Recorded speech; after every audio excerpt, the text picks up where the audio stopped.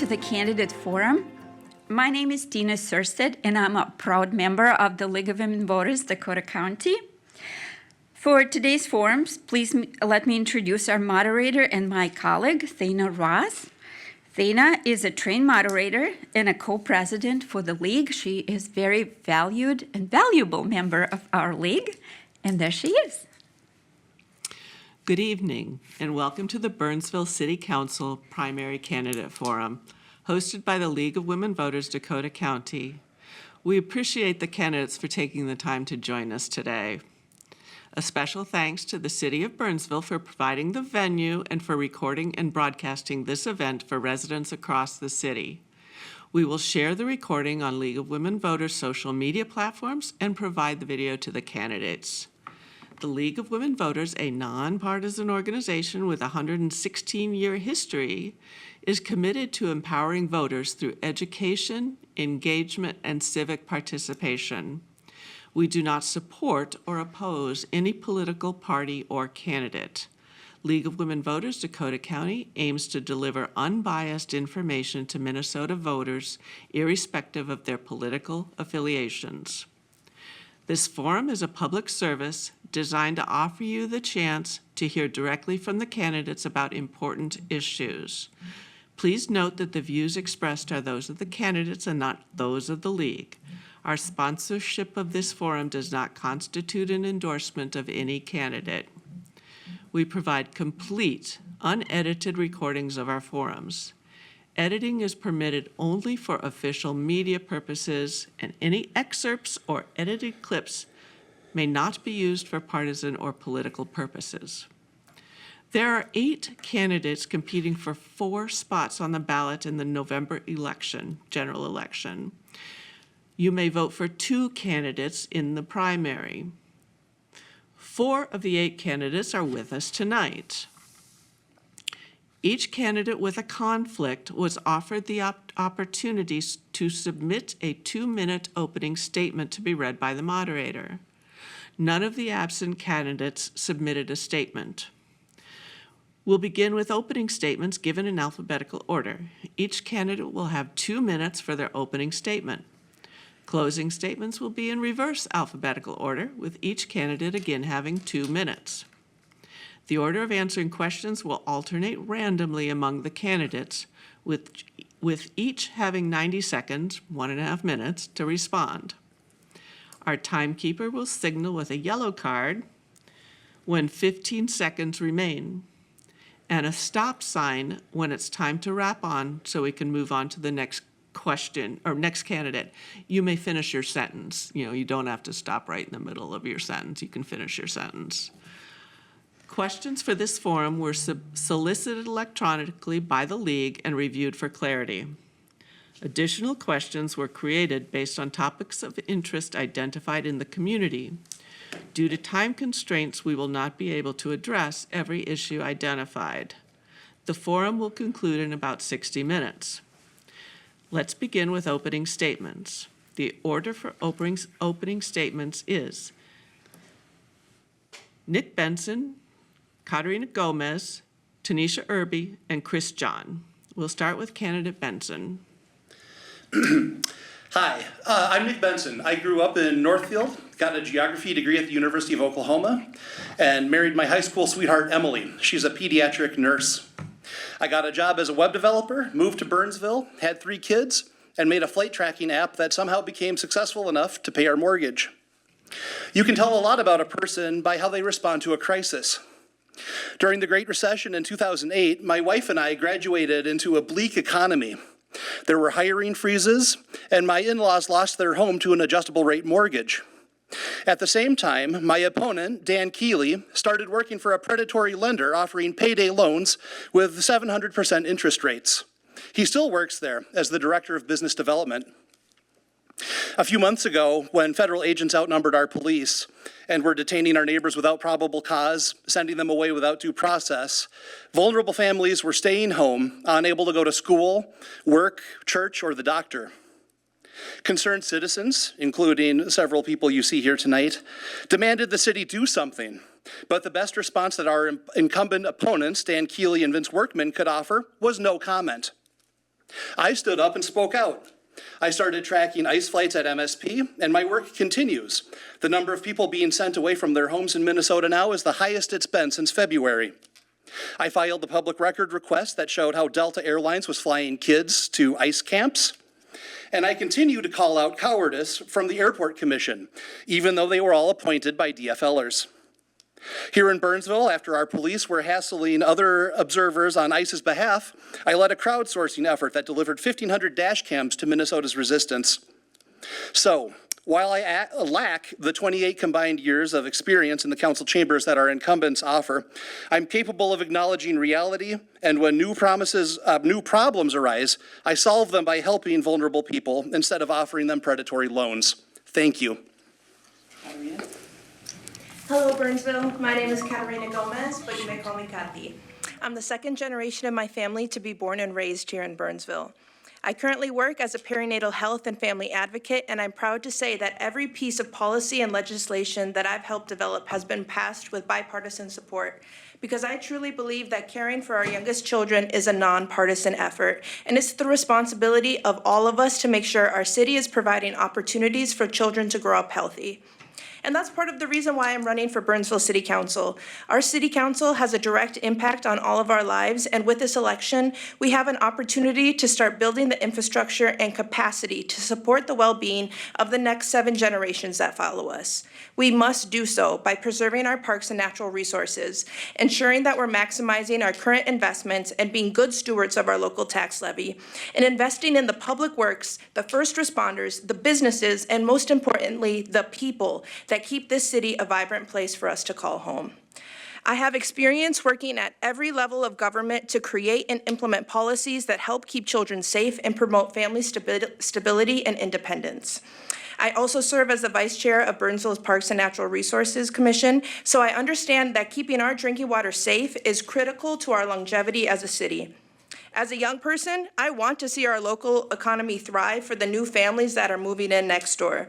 I want us to engage in partnerships that help keep our business local, so we're not crossing the river into the cities every weekend to spend our hard-earned money.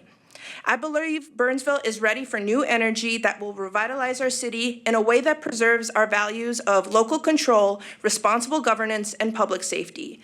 But we must also modernize our processes so that we are working more efficiently and transparently with other governing bodies, and we must do so to meaningfully engage our growing and diversifying community.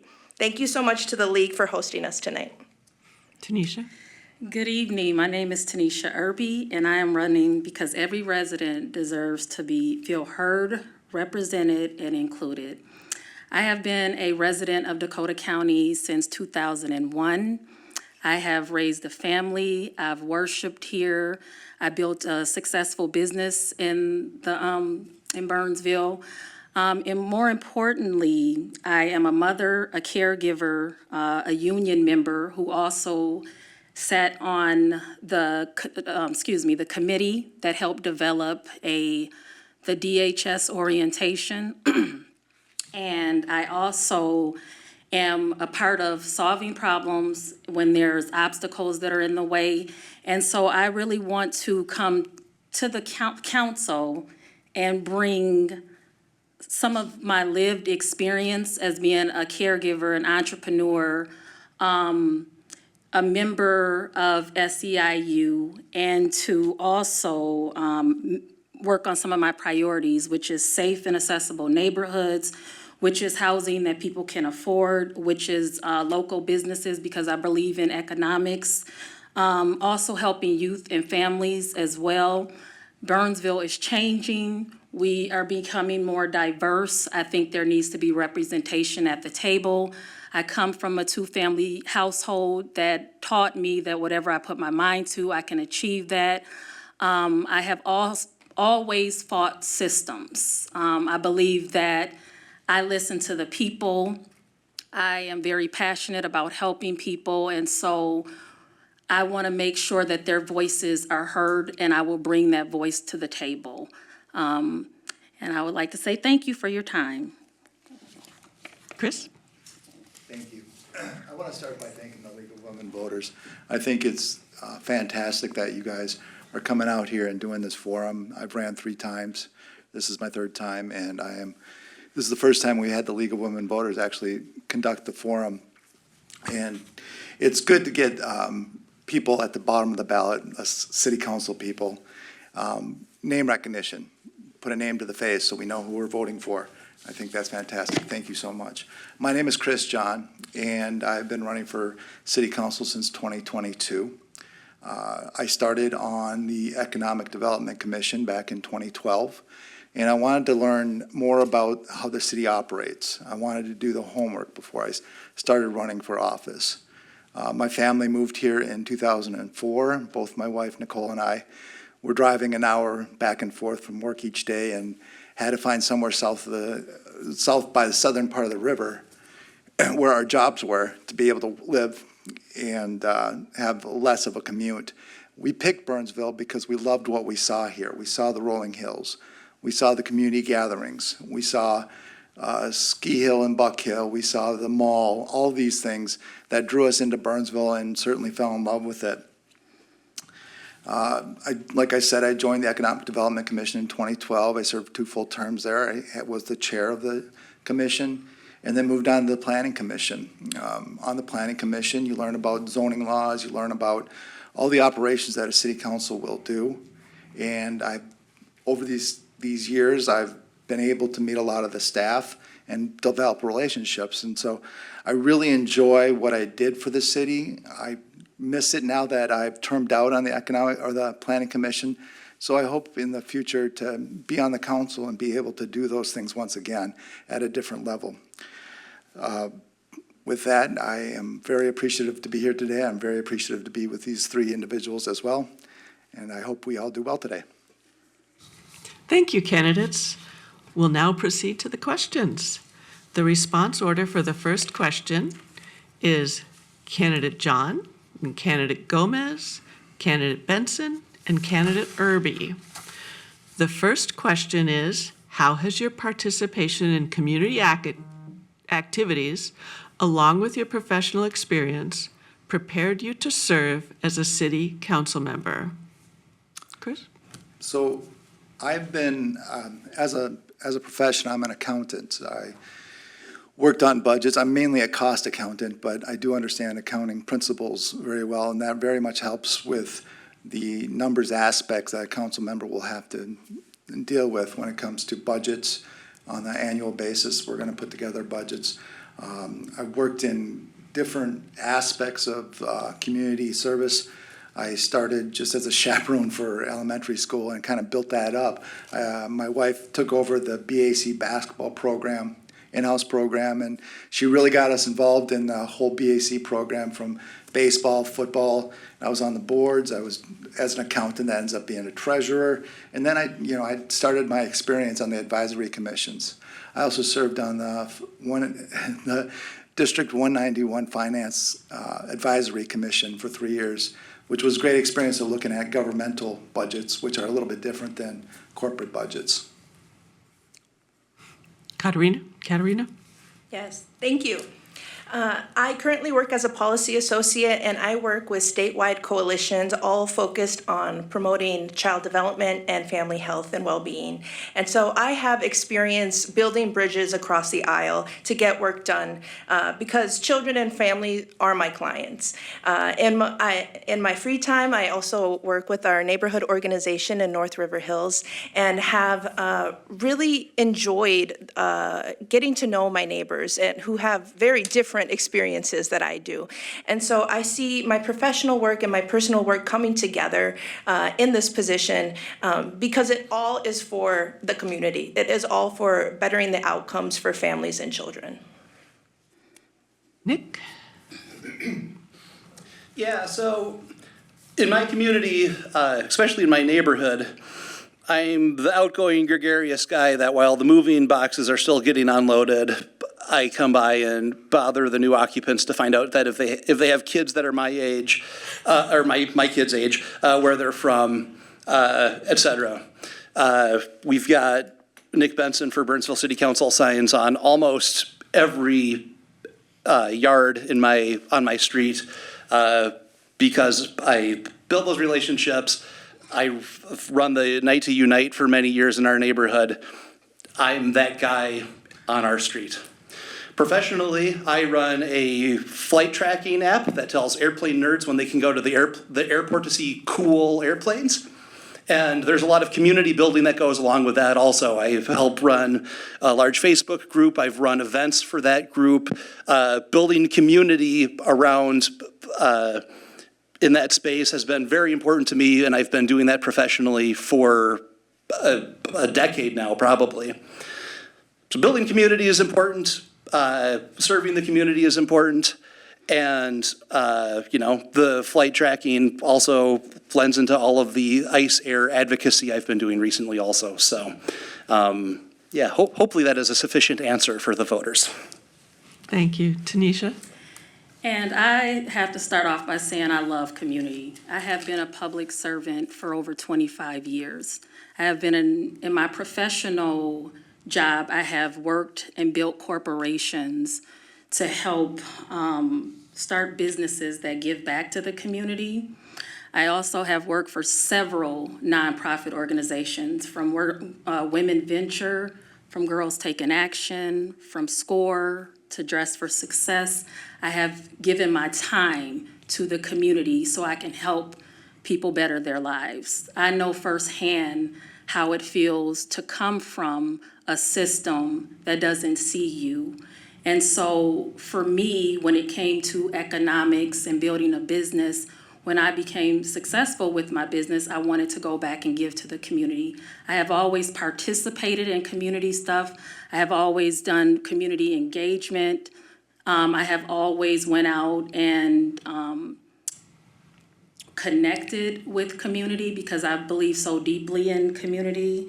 I've also sat on boards and committees that help with nonprofit organizations to build those. And so, yes, I truly believe in being a public servant and giving back. And any chance that I get to connect with community, I'm there. And so I want to be able to continue to do the work in the community. Thank you. The response order for the second question is Candidate Irby, Candidate John, Candidate Benson, and Candidate Gomez. The second question is, how would you revitalize aging commercial areas, including the area around Burnsville Center? We will start with Tanisha. I think when it comes to revitalizing aging commercial areas, you have to have the hard conversations. Right now, the Burnsville Center Mall is just sitting vacant, and more businesses are shutting down. And with me being an entrepreneur, I believe in small businesses. And I know firsthand that economically a city is not growing if we don't have businesses coming in.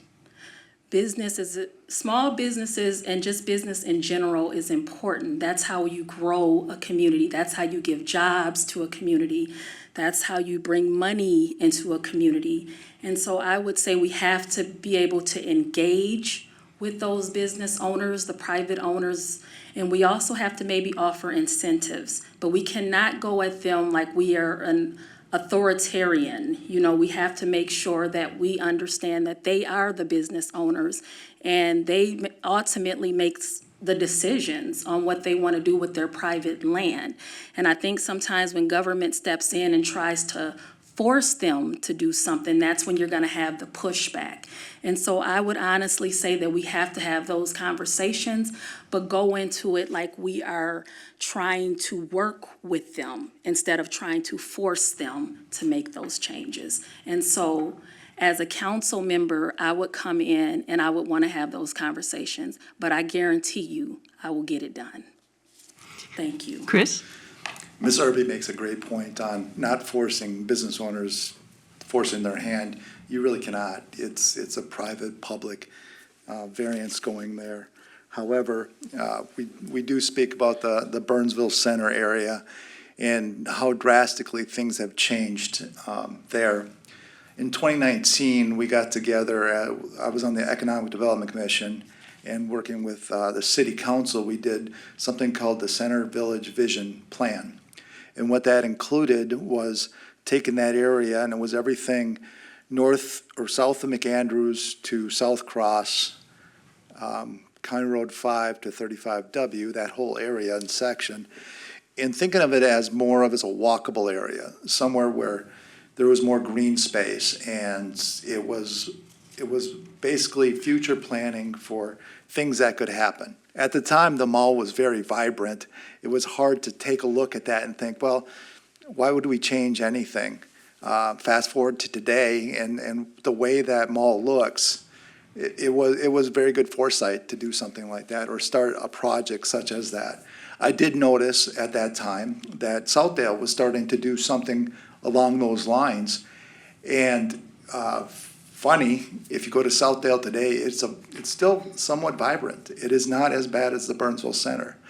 Personally, I think if we bring some government into that area, such as a community center, that would help revitalize the Burnsville Center. Nick? Yeah, the Burnsville Center is a tough thing because we all drive by that. It's right next to the freeway. We see that and we see all of the potential that's getting squandered there because the retail landscape has changed so much over the last couple of decades. To Burnsville Center's credit right now, the food court, which will, as a shock to nobody, I've been to the food court at the Burnsville Center recently. There's a good variety of restaurants there that are amazing. And when the smell wafting down from the petting zoo isn't too bad, it's a pretty pleasant experience. The problem is that we've had a very pro-business city council in place for more than a decade here now.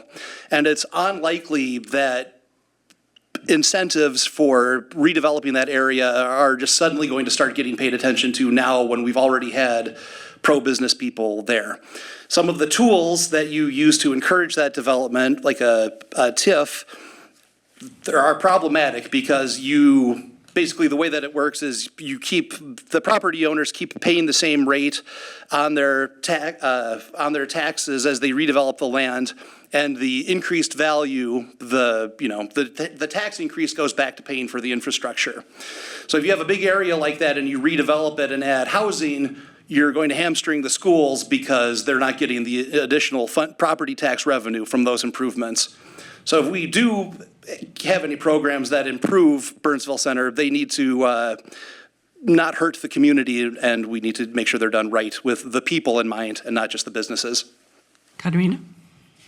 Thank you for this question. I think with the Burnsville Center, as well as some of our other shopping centers that are looking a little rough around the edges, I think it's important for us to continue to engage the businesses, developers, as well as the community to see what people want in that area. I strongly believe that we need to be increasing public access to these areas, whether it be through public transit or by other means, so that people are able to actually access the places that are there.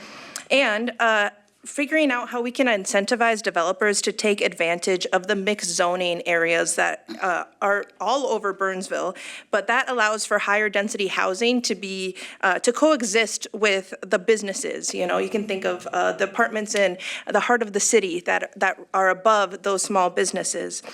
And finally, I would say we need to be working with other governing bodies to explore what opportunities there are when it comes to investing in our land and making sure that we're creating things that actually serve the next generation of Burnsville. Thank you. The response order for the third question is candidates Gomez, Irby, Benson, and John. The third question is, how would you address the unlined freeway landfill Superfund site and the active Burnsville sanitary landfill expansion? Specifically, what would be your approach to the Minnesota Pollution Control Agency lawsuit over site remediation and drinking water protection? Katerina? This is such a critical question. I'm the vice chair of our Parks and Natural Resources Commission, and so we've had the opportunity to take tours of the landfills, of the Kramer Quarry, as well as our water treatment facility. And I cannot emphasize enough how here in Burnsville, we are in the business of water, and keeping our water safe is a good business practice. And we cannot wait until we start testing positive for PFAS in order to do something. We need to take proactive control. And this location has already been deemed a Superfund site, which means that the chemical agents are there and they do pose a threat. And it is the responsibility, I believe it is the responsibility of the owners who have been in that site for generations to take responsibility for the impact that they are having on our community. Currently, it is through the Kramer Quarry that we are pumping our water out into the Minnesota River. We're capturing part of it of groundwater for our drinking water, but that is keeping our watershed artificially low so that our water is not reaching the landfill. And I don't feel like folks really have an understanding of how precarious our situation is here in Burnsville. We currently have some of the cleanest drinking water in the state. However, I think folks would agree that it is pretty hard. And if we continue to allow for this, if we continue to allow for these kinds of practices, we are not going to be able to support the future generation. Tanisha? First of all, safety is definitely important when it comes to the water. That's number one. I think right now it's testing, it's safe. But I do believe that there needs to be some infrastructure that is done to maybe bring it up to code without trying to raise people's taxes. I think that we would have to speak to the experts and the scientists who know about the water and the structure of the water and the infrastructure so they can come in and do their jobs. I know that I'm not an expert when it comes to the water and none of that, but I do know that I am very concerned about people's safety. I do know that I care about my water. I also invested in my own water system at my own home because of the water situation that's going on in the city of Burnsville. And so my job would just be to make sure that have those conversations with the experts, and seeing how we can come up to remedy a solution for this problem and not just sit on it. And currently, the council that is on here now, I'm not sure how much they've gotten done to make this happen. And so that's a problem. When you sit on a council for over 20 years and that has not yet been done, that is a huge problem. And I think that needs to be fixed. So thank you. Thank you. Nick? Yeah, truthfully, there's probably not going to be a whole lot of daylight between us on how this will get handled. For the education of the voters at home, it's worth knowing that we have a historic landfill site in the river valley that, is, as the question mentioned, is not lined. So all of the garbage from decades ago could potentially leak into the soil. And right now, there's a quarry there that is pumping the water out and keeping our drinking water safe by preventing the water table from rising up into that dump. There are two proposed solutions for dealing with it from the MPCA. One is to kind of move the trash back and forth and line the site. The other is to get the trash removed entirely. I would like it to get removed entirely. It's probably not good to have all of that garbage in a river valley. That just seems like that's a problem for our future generations to deal with. And on the topic of trash, I also think we need to address the fact that we have 6 or 7, 8 different trash haulers in Burnsville, and we need to reduce that so we don't have, dozens of garbage trucks driving down our street every trash day. Thank you. Chris? Thank you for the question. As Ms. Gomez said, this is very important to the city of Burnsville. I first read about this 20 years ago. I'm surprised it's still a problem. In 2022, the waste management site, the sanitary landfill, meaning it has a sheathing on the bottom of it, or it's lined landfill, was up to close, and we decided to expand it, much to the chagrin of Bloomington, to bring on the trash from this unlined landfill. The fact that we haven't pushed the owners of this landfill, who have owned the land since 1950s, they're the ones that brought in the municipal solid waste and the construction and all the PFAS and all the chemicals and contaminants that are in there. were created by the owners of the current landfill. And they have not let the MPCA participate or work on the site. And that needs to happen. This lawsuit that the MPCA is really the first steps into what could be eminent domain on that site. Maybe it's time for that. I don't know. What does need to happen is this landfill needs to be cleared out, because as the others have said, in a short time, the Kramer Quarry was set to close 10 years ago. They expanded operations. At some point, they will be done digging the limestone. We're not going to pump the water out forever. This needs to be cleaned up sooner rather than later. Thank you. We're going to break things up by going to a lightning round. We will ask you a question that requires a yes or no or one-word answer. The response order for the lightning round question is candidate Benson, then candidates Gomez, John, and Irby. So, one-word answer. The lightning round question is Burnsville providing enough housing options for young families, seniors, and workers? No. Okay. No. No. No. All right, we're going to the fourth question. And the order for that are candidates Benson, Irby, John, and Gomez. The fourth question is relating to the other question. What specific housing policies would you support or oppose based on your response to the lightning round question?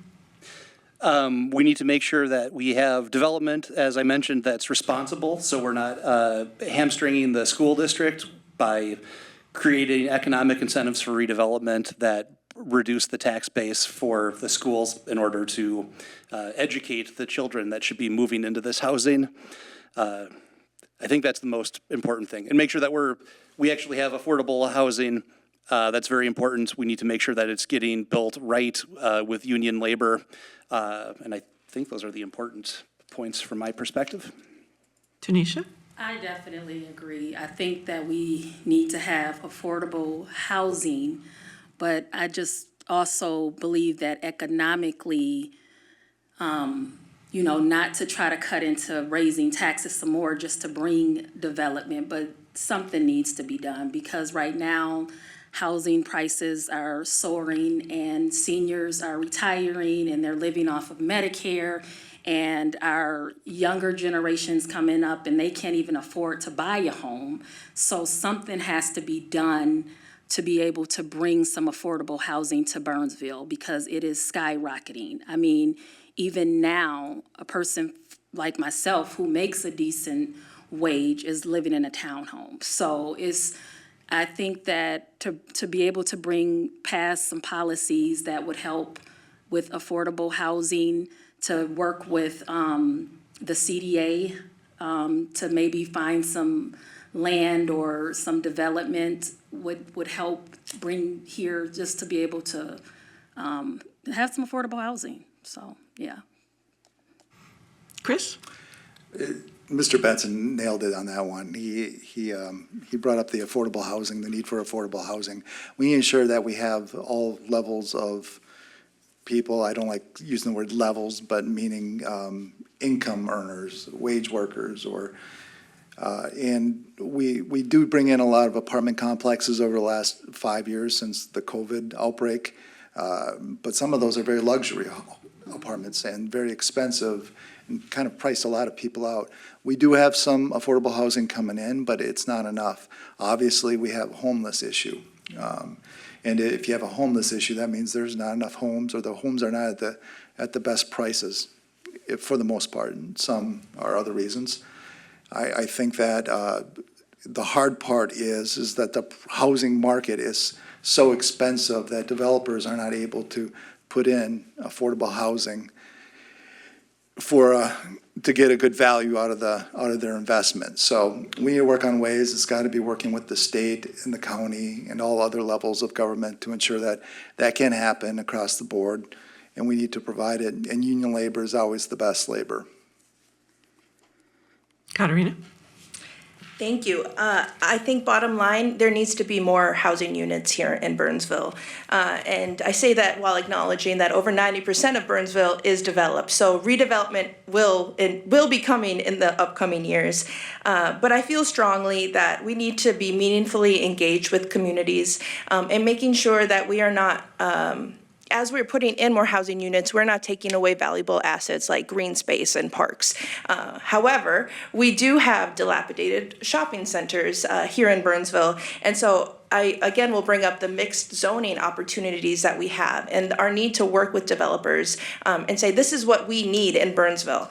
I will also say that Burnsville does have first-time homeowner grants and loans, and I would really love to expand those programs, see what money we can draw down from the state, from county, from federal dollars to actually implement here in Burnsville. And also, that is part of it. And then the other part is making sure that we are getting the money out to those who truly need it. So the people who have, who stand to benefit the most are applying, and not just folks who know how to apply. The response order for the fifth question is candidates Irby, John, Benson, and Gomez. The fifth question is, what role do you believe the city of Burnsville should play when ICE conducts enforcement activities in the city? Whoa. And start with I'm Tanisha. Yep. Well, I think that Burnsville needs to play a big role. I think that you cannot allow an agency to come in our city and take over our city. These are the residents of Burnsville that lives here, and for an agency to be able just to come in and pretty much violate people's rights and destroy our city is not acceptable. And so I think that Burnsville City definitely needs to pass some votes on keeping ICE out, or whatever policies that they can come up with to make sure that ICE does not have that power and authority to be able to come to this city. I think that they need to use it. I think that it's very important that we keep our residents protected.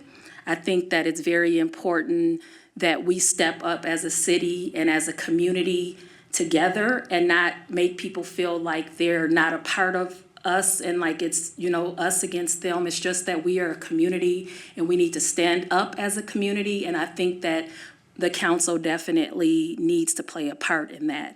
How that is done, I'm not sure, because I know that it comes on all government levels when it comes to the state of Minnesota, to the city, but I definitely think that they need to play a part. And if I was sitting on the council, I would definitely be involved in making sure that happens. Thank you. Chris? When that question was brought before the council, there were a couple of council members, and they're the two council members we're running against, did not have a comment when it came to ICE. Well, I have a few comments to make.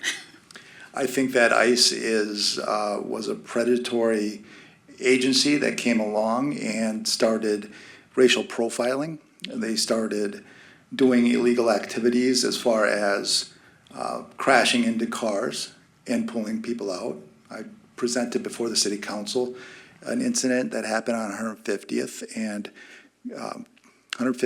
and County Road 5, where an ICE car smashed into another car, into a minivan, drove it into the yard a good 20 feet in the snow, pulled the two people out, and took them to the detention center. There was a young kid in the back seat. Now, according to the paramedics, the young kid was not hurt, but that was physical, not mentally. That kid will remember that for the entire rest of his life.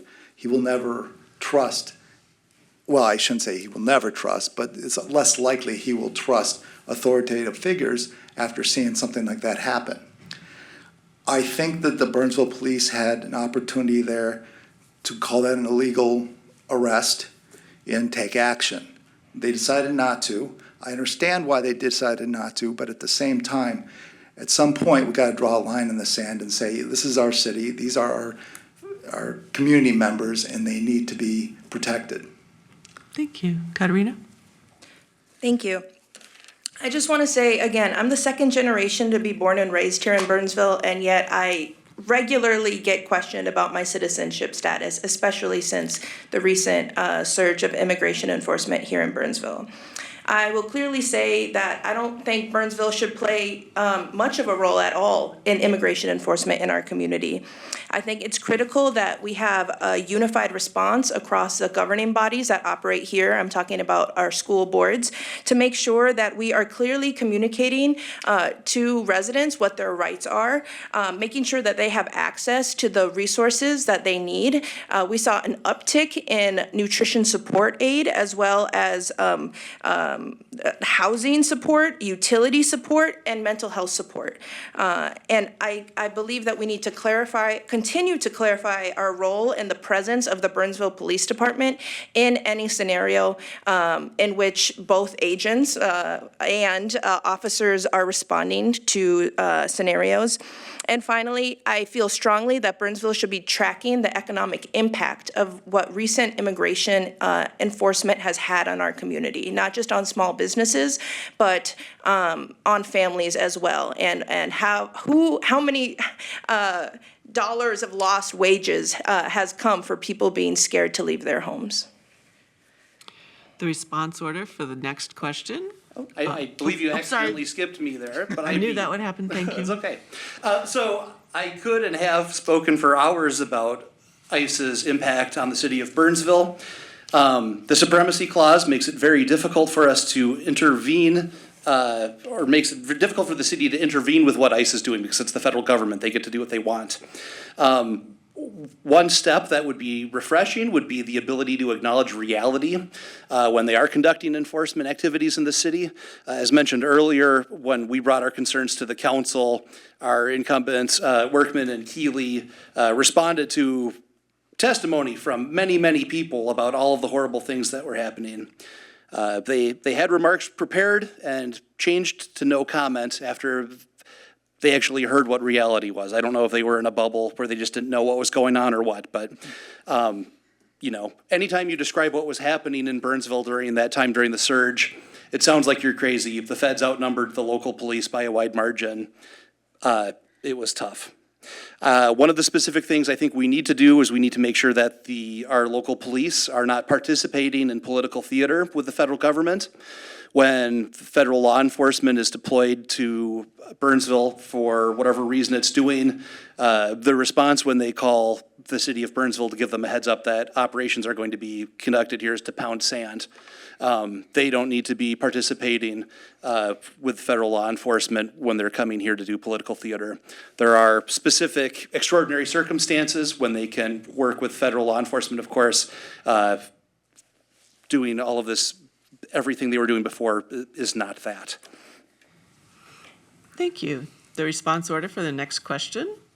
We'll start with candidate John, then candidate Gomez, Irby, and Benson. And the question is, can you describe one specific action you would take during your first year on the council regarding immigration enforcement or ICE activity in Burnsville? Katarina? Chris? Oh, sorry, guys. No, that's fine. Chris? Well, that's a great question. I think that what we have done already, and the only thing that we've been able to do, was we did not allow ICE agents to park in our city parks. That was an ordinance that the city council did pass that evening. It was a unanimous vote, so give them credit where credit is due there. It is difficult for a single council member to actually do action, because as a city council member, you're a part of a team approach, as the city manager put it, where you need at least 3 people to move forward with some kind of ordinance. But that would be an ordinance that I would be looking at, is maybe solidifying that the immigration enforcement and not allowing them to park in our city parks or on city property, working with immigration or with immigrant families to ensure that they're safe. That is something that our Burnsville police could have been doing as well, is ensuring that the people that could be affected by this were safe and they were not being unfairly harassed as they were. And maybe that is something we need to take up on the council level. Thank you. Katerina? Yeah. This is a really great question.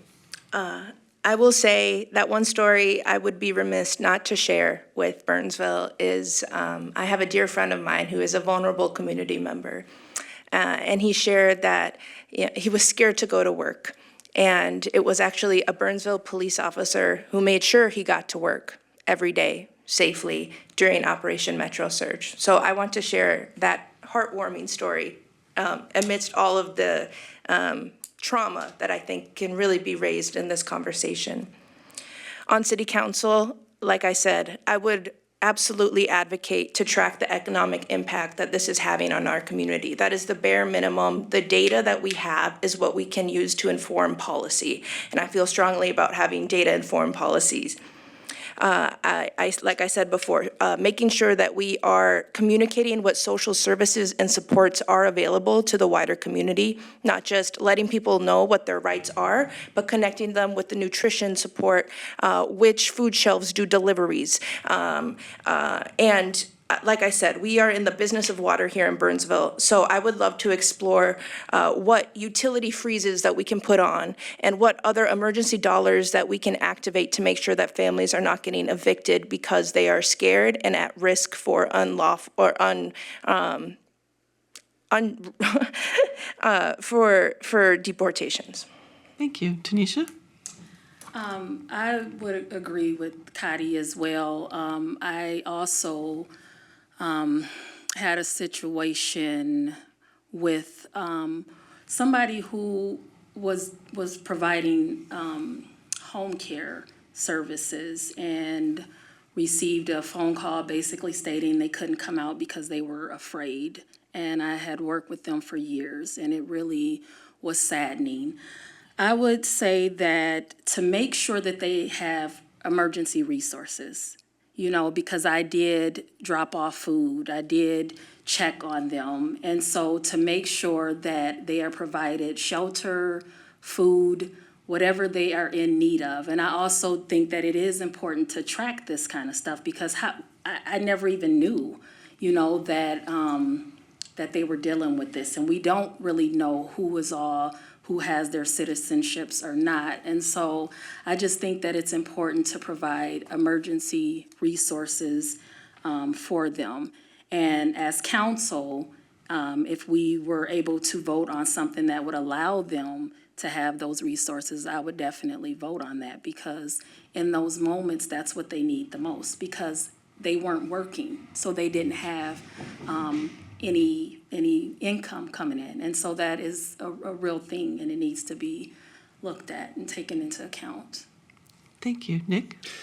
Yeah, I mean, to echo my remarks from the last question, it's the Burnsville Police Department needs to stop participating in the political theater when the federal government sends their federal law enforcement here to Burnsville.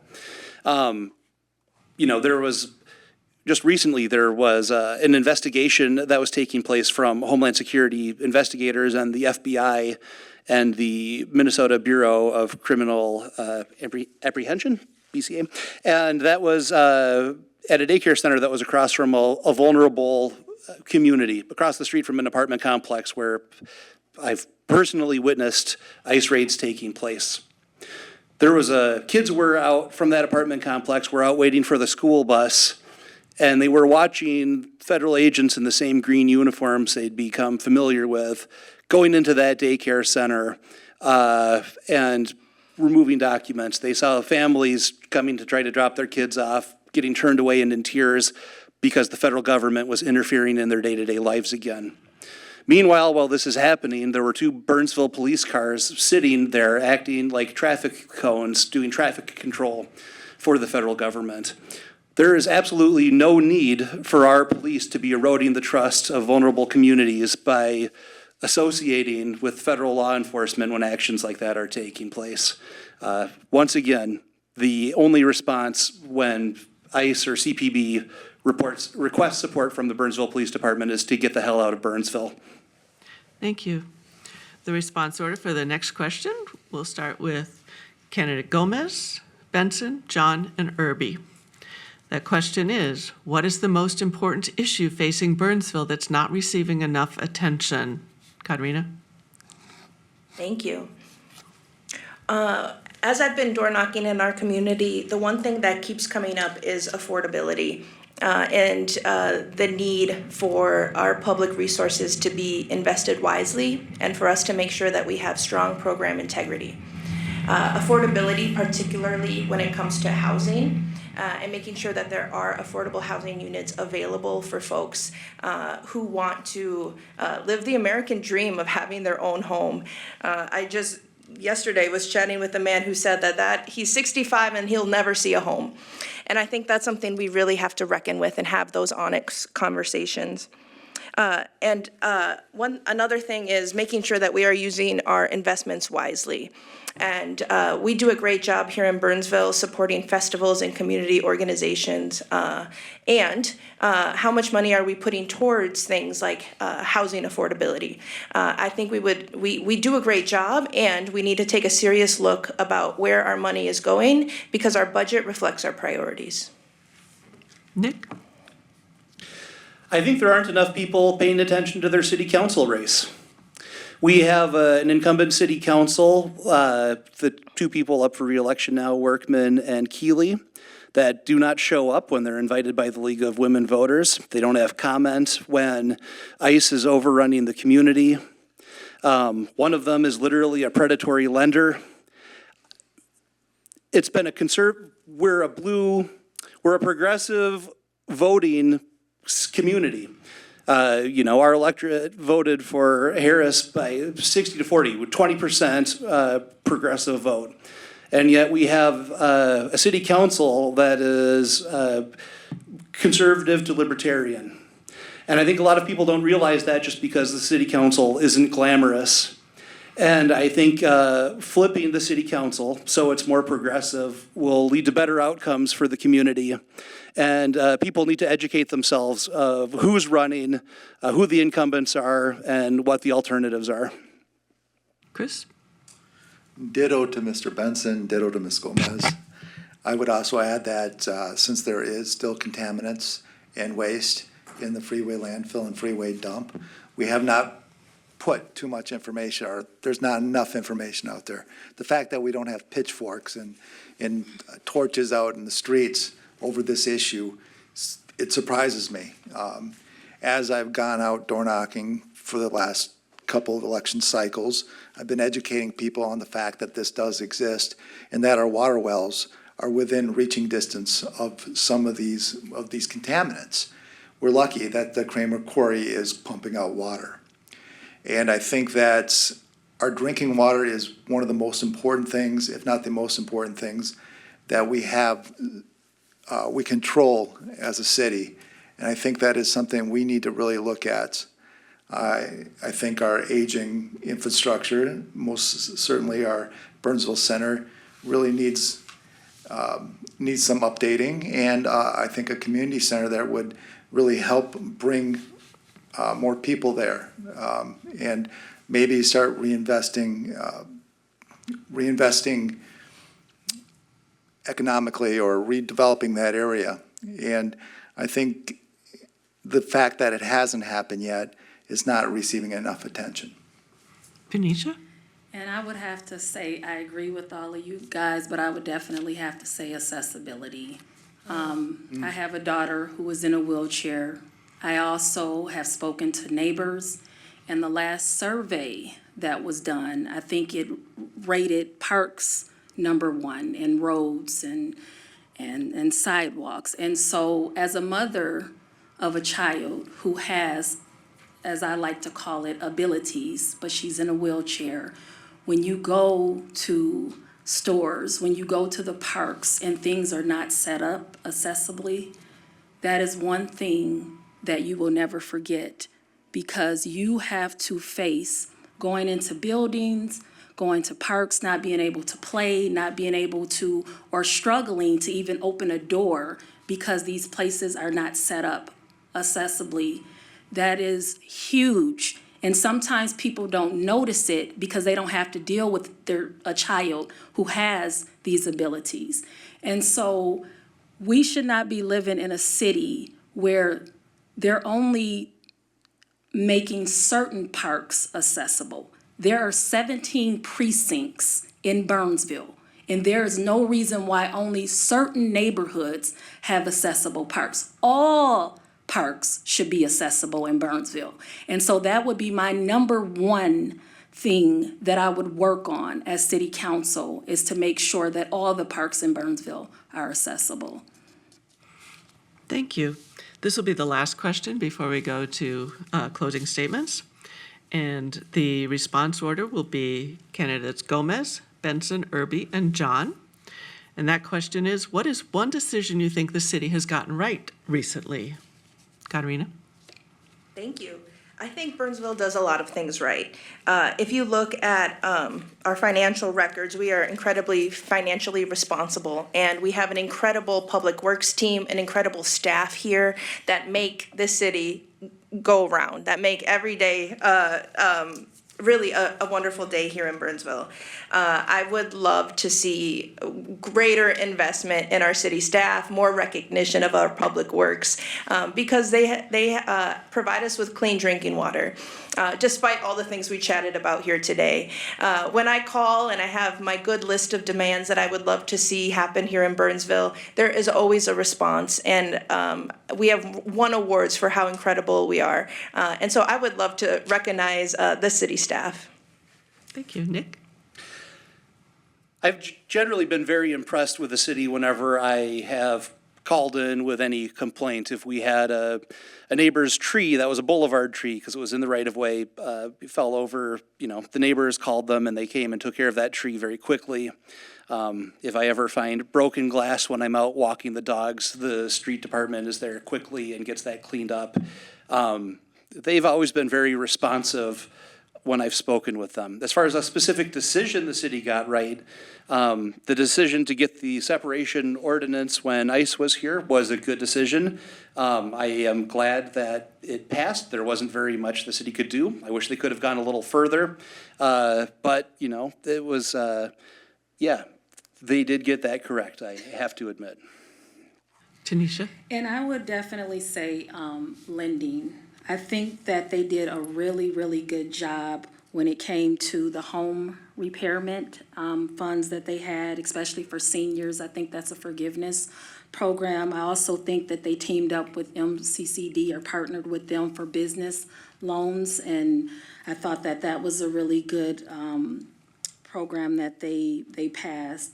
And so I really do think housing and business lending was some good decisions, some good votes to bring that into the city of Burnsville, because not all cities have that. And so I would have to say it was those programs that they brought. Thank you. Chris? I have to, well, after Kati talked about city staff, I have to give kudos to them as well. They are fantastic. They are very quick in responses with questions or anything that you have. You find that are issues within the city. If I'm out door knocking and somebody says, well, why don't we do this? I can email the city staff and they get back to me almost immediately. It's actually quite incredible. But a decision they made recently, and we'll go back to just past Tuesday, the pickleball court issue. And the city wanted to put a pickleball court at what's Rose Park, which is actually owned by the Collins Aerospace Corporation. But the Collins Aerospace wanted too much money for that pickleball court, and they had a whole room of people with the Alley Magnet area here telling them how they do not want a pickleball court at the Alley Magnet Park.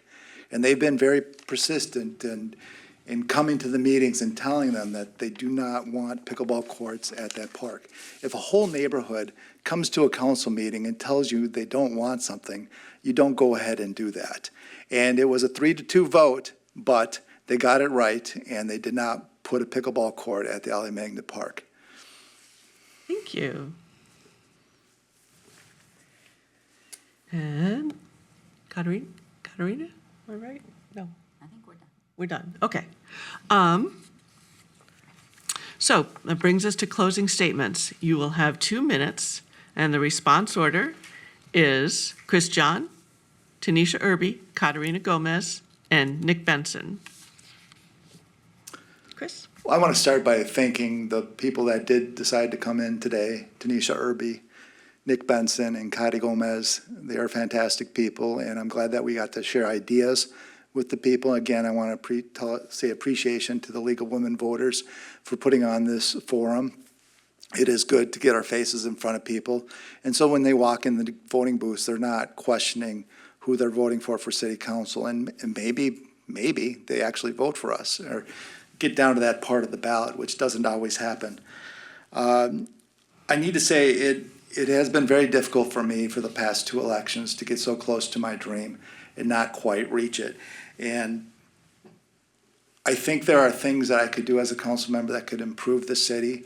As a advisory board member, I always took the time to read through all of the background information to a T, and then I would go out on site and ensure that I understood everything that was going on. I would ask questions during those meetings. I really enjoyed doing the work for the city to ensure that we had the best progressive city that we possibly could.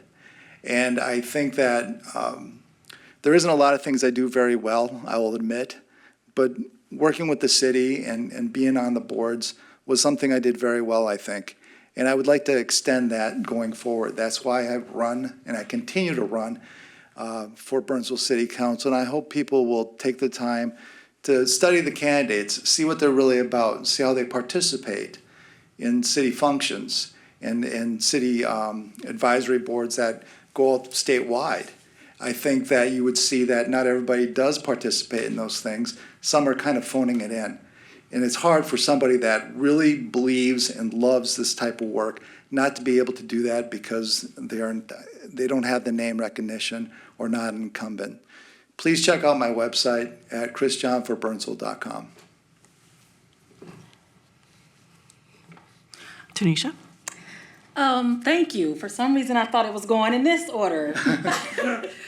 But I would like to thank you all for hosting this. This was awesome, and I would also like to thank everybody the other candidates that are running. I am running as a leader. I have learned from lived experiences that you have to go after your dream. And for me, I would say that I have fought systems. I have challenged unfair injustices. I have been involved in committees and boards and even an HOA board that I'm on now. And when I feel like things are not being done right, then I will step up and I will get it done. And so for me, coming to the council would mean that I'm coming to listen and share what the residents of Burnsville has to say. There are often times that these voices are not heard, and I will say that we do have to do a better job at engaging the Burnsville residents because I don't think that they're even involved. And so it starts with just getting out there, being involved in the community, getting to know people, listening to their concerns. I just had a gentleman the other day that told me that their tower was knocked out and it's been down and the neighbors have been complaining about it. I think it was all 20 of them. And they've been calling the city, unbeknownst to what you guys have said, that they respond quickly. They said they haven't responded at all. And I think that there are situations in our neighbors that are frustrated with what the council is not doing. I think that there needs to be new voices that come to the council that will listen to these situations and crises. So, thank you. Kati? Thank you again, Thana, and the League of Women Voters for hosting us and for these really thoughtful questions. And just like the other candidates who are up here, I love this city, and I'm running for Burnsville City Council because I care. I'm already aware and I'm already engaged with the budget and the policy decisions that are coming out of City Hall, and I am ready to help Burnsville take that next step. To work more efficiently and transparently with other governing bodies, to prioritize the health of our environment, preserve our parks, and keep our drinking water safe. And most importantly, to invest in the infrastructure that our families and businesses need to keep our city a beautiful place to live. Like I said, I'm a community organizer and I'm a family advocate, so I understand that good policy and leadership takes so much more than just sitting in these chambers and waiting to listen to the folks who have the time and the understanding of how to submit a public comment. Being a community leader means actually going out into the city. It means surrounding yourself with neighbors who have completely different experiences from you. It means navigating conflict and understanding how to have tough, uncomfortable conversations while remembering that we are all in it for our children and to keep our community safe. My name is Kathy Gomez, and I'm running for City Council because I know Burnsville is ready for a leader who understands how to get the work done in a way that honors our values and makes progress towards a more vibrant future. Thank you, Nick. So thank you to my fellow candidates. I respect all of you so much, and it's been wonderful to become friends with you over the last few months. Thank you to the city of Burnsville, Burnsville Community Media, and the League of Women Voters Dakota County for hosting us this evening. In the interest of full disclosure, I must fess up that when I was in high school, I volunteered to build the first website for the League's Northfield chapter. That was more than 25 years ago, and I can promise everyone tonight that it did not result in any special treatment. I think that most voters want elected officials who are principled, honest, and authentic. And I can assure you that by those metrics, there isn't anyone more qualified than me.